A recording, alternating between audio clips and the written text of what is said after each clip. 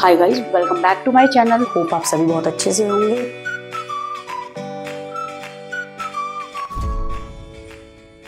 Hi students, a very warm welcome to my channel. Hope आप सभी बहुत अच्छे से होंगे।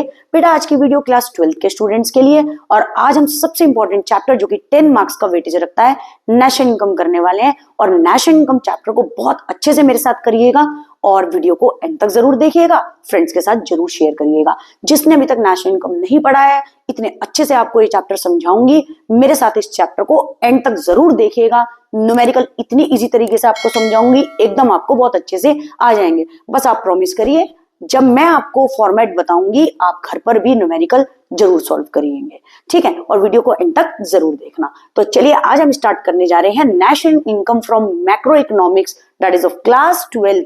और याद रखिएगा, इसका वेटेज है आपका 10 मार्क्स का। इस चैप्टर को मेरे साथ बहुत अच्छे से बेटा जी पढ़िएगा, 10 मार्क्स पक्के आपके। अच्छा, नेशनल इनकम चैप्टर जो पढ़ने जा रहे हैं, तो आपको पता तो होना चाहिए नेशनल इनकम क्या है, हमारी डोमेस्टिक इनकम क्या है।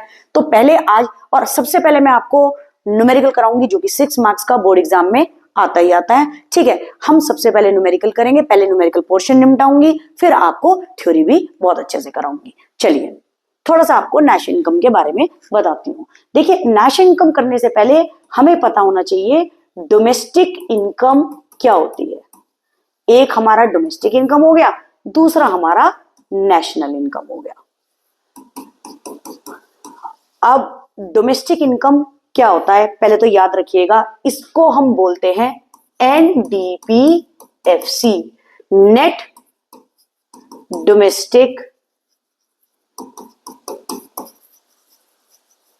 Product at factor cost. Net domestic product at factor cost, याद रखिएगा। अगर बोले नेशनल इनकम की बात करें, नेशनल इनकम को बोला जाता है NNP at FC, net national product at factor cost, ठीक है बेटा जी। अभी आप इतना याद रखिएगा, हम इसको बोलते क्या है। NDP एट FC को बोलते हैं net domestic product at factor cost, NNP at FC national income को हम क्या बोलते हैं, net national product at factor cost. I hope आपको अच्छे से इसकी फुल फॉर्म पता चल गई होगी और इसको बोलते क्या है ये भी पता चल गई होगी। अब बेटा जी, डोमेस्टिक इनकम क्या होती है। डोमेस्टिक इनकम वो इनकम होती है जो विद इन बाउंड्रीज हम क्या कर रहे हो, अर्न कर रहे हो। कोई भी पर्सन डोमेस्टिकली प्रोड्यूस गुड्स को बेच रहा हो, खरीद रहा हो विद इन दी बाउंड्रीज, वो क्या कहलाई जाएगी, डोमेस्टिक इनकम। जो इनकम हम अपनी कंट्री से ही अर्न कर रहे हो, गुड्स को खरीद के या बेच के, लेकिन ये चलेगा विद इन दी कंट्रीज। याद रखिएगा, with in the countries,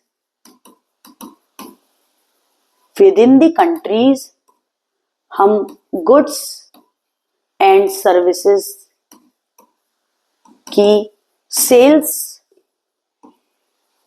and purchase कर रहे हो, और उससे जो इनकम अर्न कर रहे हो, उससे जो हम इनकम अर्न कर रहे हो, वो क्या कहलाया जाएगा, डोमेस्टिक इनकम। याद रखिए, वो क्या कहलाया जाएगा, डोमेस्टिक इनकम।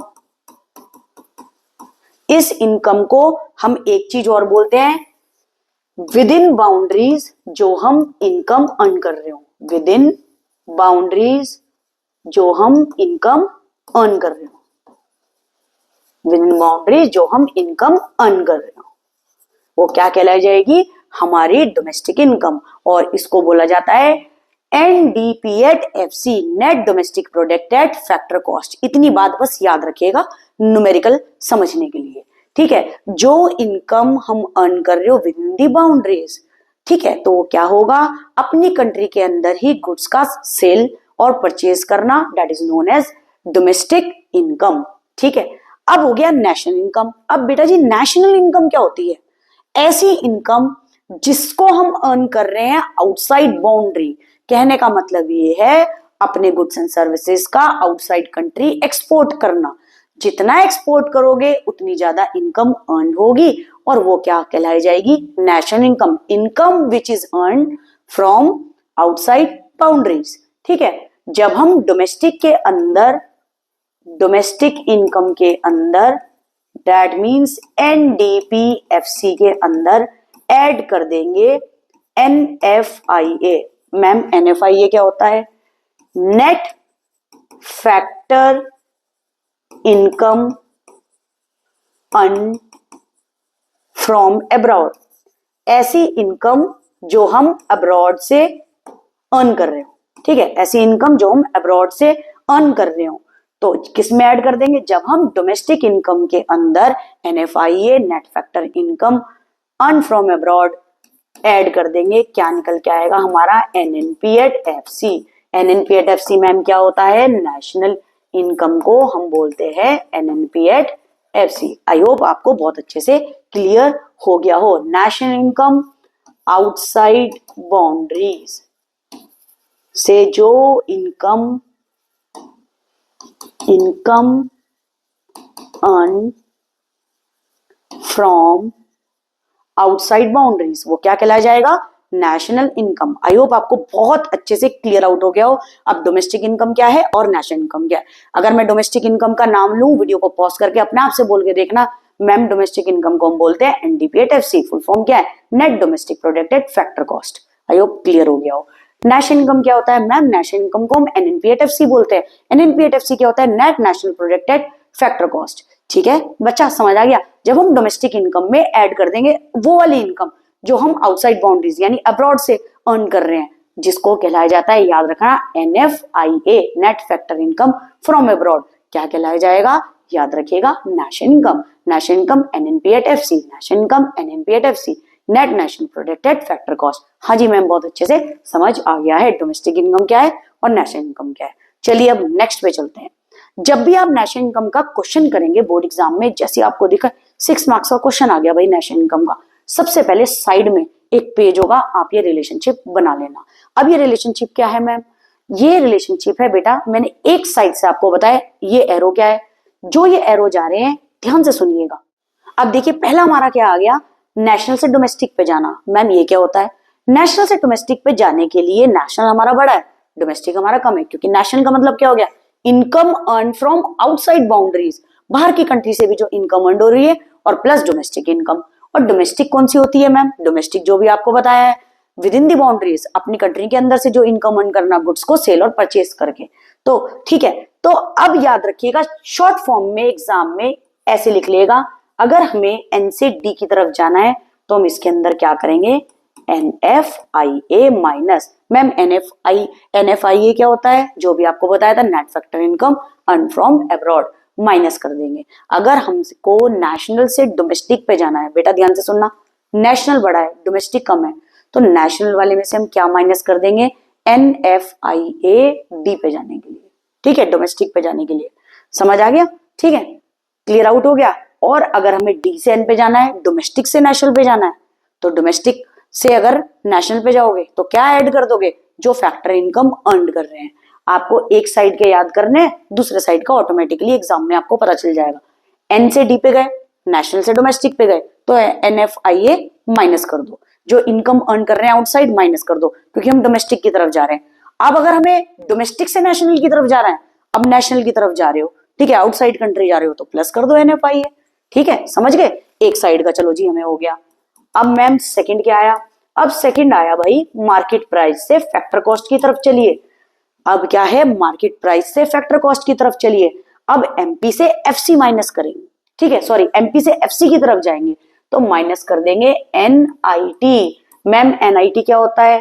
NIT होता है हमारा net indirect taxes. Net indirect taxes क्या होता है?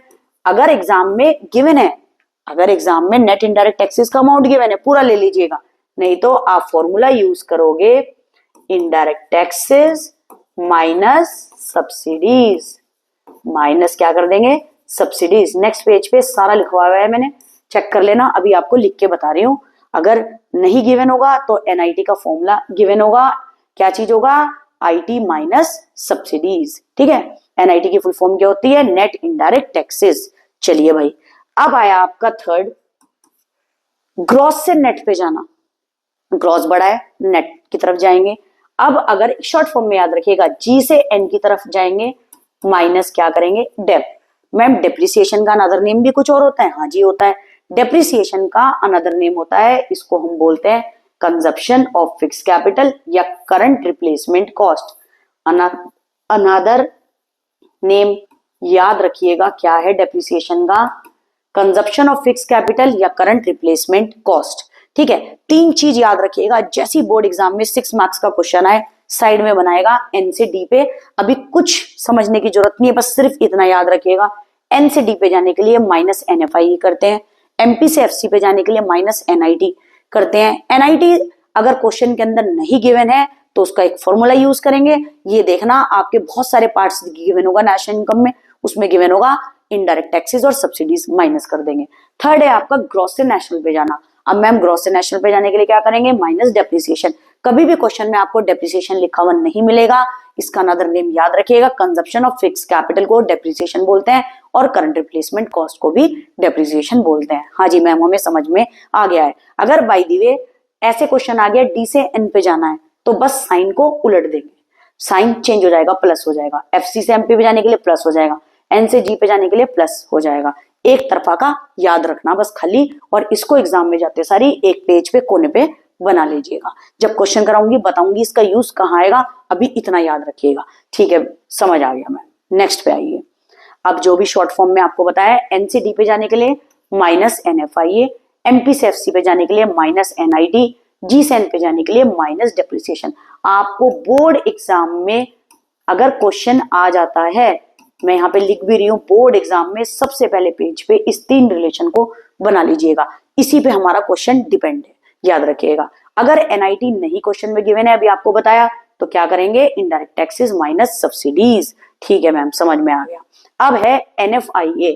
अगर ये क्या है, फ्रॉम में गिवन होगा तो हम क्या करेंगे, फ्रॉम में गिवन होगा तो प्लस करेंगे, टू में होगा तो माइनस। कैसे मैम, ये ऐसे, नेट फैक्टर इनकम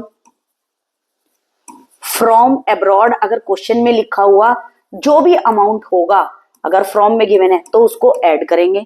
अगर क्वेश्चन में net factor income to abroad दिया, टू अब्रॉड, याद रखिएगा इस चीज को, टू अब्रॉड दिया है तो हम क्या करेंगे, माइनस। अगर वहां पर दिया है सपोज करो net factor income to abroad -20, तो माइनस माइनस क्या कर देंगे बेटा जी, प्लस। याद रखेंगे अगर फ्रॉम में गिवन है तो कुछ भी चेंज नहीं करेंगे, माइनस में गिवन है तो प्लस माइनस माइनस ही होता है। ठीक है, तो याद रखिएगा net factor income from abroad है, एज इट इज रख लेंगे। नेट फैक्टर टू अब्रॉड है, टू में अगर गिवन होगा तो माइनस करेंगे, ये बात आपको याद रखनी है। नेक्स्ट चलते हैं। अब आ गया सबसे पहला मेथड नेशनल इनकम का, कौन सा होता है, याद रखिएगा, इनकम मेथड। अब इनकम मेथड क्या होता है, ये first method of national income है, इनकम मेथड है, जिसके अंदर हम जो ये स्टेप्स लगाएंगे क्या निकल के आएगा, NDP at FC। अब NDP at FC क्या होता है मैम, हम बता चुके हैं, आप इसको बोलते हैं डोमेस्टिक इनकम। अगर एग्जाम में ये लिखा गया calculate domestic income, that means वो इनकम मेथड से आपको निकालने के लिए डोमेस्टिक इनकम कह रहा है। वो पार्ट्स आप देखना क्या क्या गिवन होंगे, आपको पता चल जाएगा। तो पहला मेथड हमारे नेशनल इनकम का है इनकम मेथड, जिससे हम फॉलोइंग स्टेप्स लगाएंगे तो क्या निकल के आएगा, डोमेस्टिक इनकम। डोमेस्टिक इनकम को क्या बोलते हैं, NDP at FC। पहला स्टेप देखिए, step first, compensation of employees. अब बहुत ध्यान से बच्चा सुनना, अगर एग्जाम में कंपनसेशन ऑफ एम्प्लॉइज पूरा अमाउंट गिवन है तो आपको ये पार्ट्स लेने की जरूरत नहीं है, याद रखिएगा। कई बार कंपनसेशन ऑफ एम्प्लॉइज भी गिवन होता है, वेजेस और सैलरीज भी गिवन होता है, employers contribution to social security scheme भी गिवन होता है। तो बेटा याद रखना, अगर कंपनसेशन ऑफ एम्प्लॉइज गिवन है तो ये नहीं लेंगे। आपको एक छोटा सा तरीका याद करने का बताती हूँ। कंपनसेशन ऑफ एम्प्लॉइज समझना फादर है, ठीक है बेटा, और वेजेस और सैलरीज और employers contribution to social security scheme इसके छोटे छोटे बच्चे हैं। अब हमने जब फादर का नाम लिख दिया ना, हमें बच्चों का नाम अभी नहीं लिखना है, ये बात याद रखना। अगर हमने फादर का नाम गिवन है हमारे को क्वेश्चन के अंदर, कंपनसेशन ऑफ एम्प्लॉइज पूरा गिवन है, सपोज करो ये गिवन है आपका 1000, ठीक है, तो हमें वेजेस और सैलरीज और इनका अमाउंट नहीं गिवन है। अब सपोज करो फादर का नाम गायब हो गया, ठीक है, अब सपोज करो फादर का नाम गायब हो गया बेटा। अगर फादर का नाम गायब हो गया है तो आपको अमाउंट गिवन होगा, ये लेंगे हम वेजेस और सैलरीज, और गिवन होगा पेन दूसरा लेंगे हम, ताकि आपको अच्छे से समझ में आए। वेजेस और सैलरीज और एम्प्लॉयर्स कंट्रीब्यूशन, याद रखिएगा एम्प्लॉयर्स में ERS होना चाहिए, EES है तो अवॉइड करें। जो गिवन नहीं है टेक इट 0। सपोज करो वेजेस और सैलरीज 1000 दिया हुआ है, एम्प्लॉयर्स कॉन्ट्रीब्यूशन नहीं गिवन है, लिखेंगे वहां जीरो कर देंगे, जैसे 1000 प्लस जीरो, अमाउंट क्या आ जाएगा यहाँ पे फिल कर देंगे 1000। आई होप अच्छे से क्लियर हो गया हो। ठीक है बेटा, सेम नेक्स्ट वाले में करेंगे। नेक्स्ट वाले में क्या करेंगे मैम, अगर ऑपरेटिंग सरप्लस पिताजी का अमाउंट गिवन है, पिताजी दिए हुए हैं क्वेश्चन के अंदर, तो उसका अमाउंट लिख देंगे, बच्चे लेने की जरूरत नहीं है। और अगर आपके सामने ऐसा लिखा हुआ आया है कि ठीक है ऑपरेटिंग सरप्लस पिताजी गायब है, बच्चे गिवन है, तो बच्चों का नाम लिख के सारा अमाउंट लिख देंगे। सपोज करो रेंट गिवन है 10, इंटरेस्ट गिवन है 20, रॉयलिटी नहीं गिवन है, जीरो ले लिया, प्रॉफिट गिवन है 50, तो यहाँ पे अमाउंट क्या लिख देंगे 50, 20, 70, 80, ये अमाउंट 80 लिख देंगे। आई होप आपको क्लियर हो गया हो।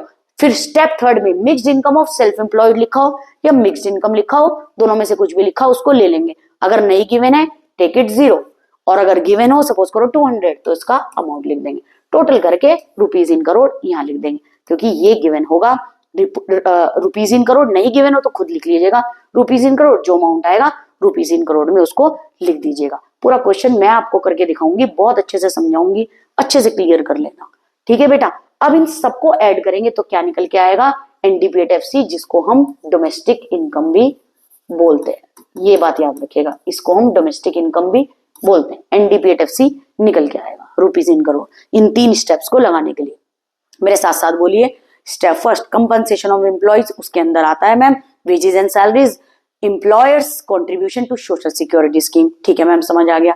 Step second operating surplus, operating surplus का पूरा अमाउंट गिवन है तो लिखेंगे, नहीं तो क्या करेंगे रेंट, इंटरेस्ट, प्रॉफिट और रॉयलिटी। प्रॉफिट अगर गिवन है तो पूरा अमाउंट लिखेंगे, नहीं तो उसके कुछ पार्ट्स होते हैं वो गिवन होंगे, तो उसमें से कोई भी 2 पार्ट भी गिवन है, 4 पार्ट होते हैं, 2 पार्ट गिवन हो, 3 पार्ट गिवन हो, उसको ऐड कर देंगे। अभी बताऊंगी प्रॉफिट के भी पार्ट क्या होते हैं।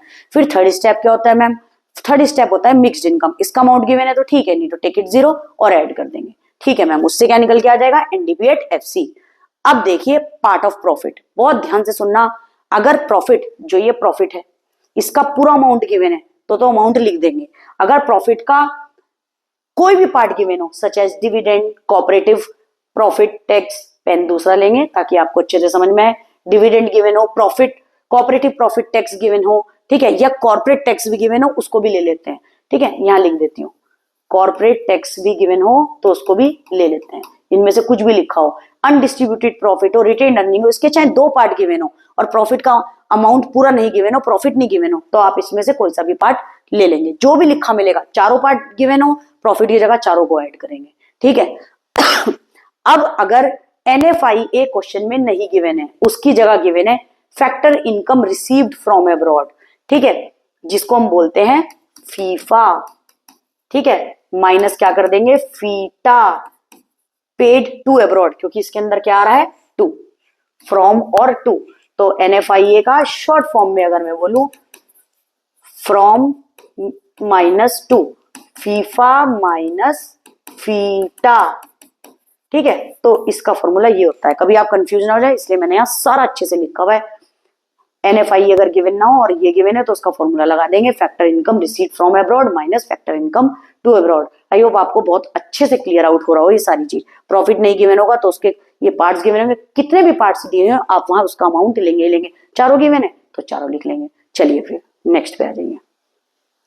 नेक्स्ट है आपका एक्सपेंडिचर मेथड। इस मेथड को बोलते हैं second method of national income. Second method of national income के अंदर बहुत ध्यान से सुनना, ये कुछ पार्ट्स गिवन है बेटा जी, इससे निकलेगा जीडीपी एट एमपी। अब जीडीपी एट एमपी मैम क्या होता है, जीडीपी एट एमपी को बोलते हैं ग्रॉस डोमेस्टिक, अच्छे से लिखती हूँ,